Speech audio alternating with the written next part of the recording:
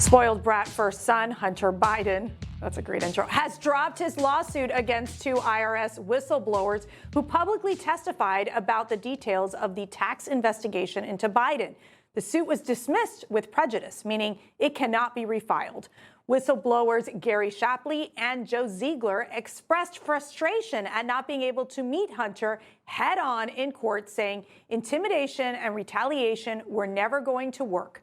We truly wanted our day in court to provide the complete story, but it appears Mr. Biden was afraid to actually fight this case in a court of law after all. His voluntary dismissal of the case tells you everything you need to know about who was right and who was wrong. Okay, James, I got to go to you being the lawyer in the room here. What do you think about this, the fact that the case was dismissed? Why do you think Hunter Biden dismissed? When you know you're going to lose, you just kind of pull out, right? So, and I think that this is a validation for the whistleblowers, the claims that they came out against this. And yeah, look, Hunter Biden is a loser. He was going to lose if this case continued. And so I'm glad that they dismissed it with prejudice to the point that it cannot be brought up again. Yeah, we also know that during President Trump's cabinet meeting this week, Secretary of State Marco Rubio revealed disturbing information about the Biden State Department and how the deep state retained information on Americans, including a Trump administration official, to paint them as vectors of disinformation.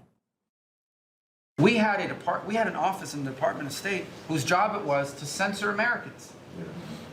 And by the way, I'm not going to say who it is. I'll leave it up to them. There's at least one person at this table today who had a dossier in that building of social media posts to identify them as purveyors of disinformation.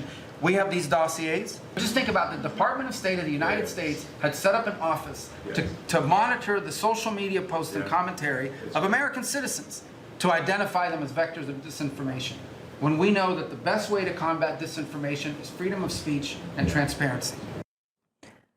I mean, Elle, this is like authoritarianism. I mean, this is anti-American, where they're literally building these dossiers against Americans, monitoring their social media, quote unquote, in the name of disinformation. Oh, yeah. I mean, so here's how it works. The State Department, up until recently, when Secretary Rubio got rid of it, had this group called the Global Engagement Center. And it would partner with people at Stanford University called the Election Integrity Partnership. And the way it worked was the feds would go to Stanford and say, hey, here's these posts or these people online that we think are spreading misinformation. And then Stanford would compile a dossier and take that dossier over to the big tech companies, to Twitter, to Facebook, and say, you should censor these people. Here's what they're saying. We disagree with it. And I mean, this happened to us at the Federalist. It happened to our CEO, Sean Davis. It happened to our editor-in-chief, Molly Hemingway. Absolutely horrible censorship, and it's happening at the hands of the feds for the last 4 years. It's absolutely disgusting. And then you've got Senator Chuck Grassley today exposing anti-Trump sentiment that pervaded the FBI under Joe Biden, releasing emails showing how agents planned and celebrated the indictment of Trump advisor Peter Navarro in 2022.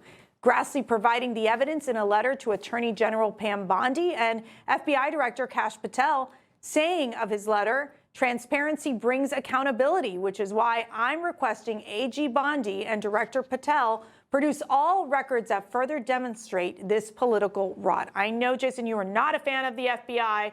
I mean, this is a problem that we've been seeing within the FBI, whether it be the Russian hoax, the Steele dossier, now this. I mean, we really need significant reform there.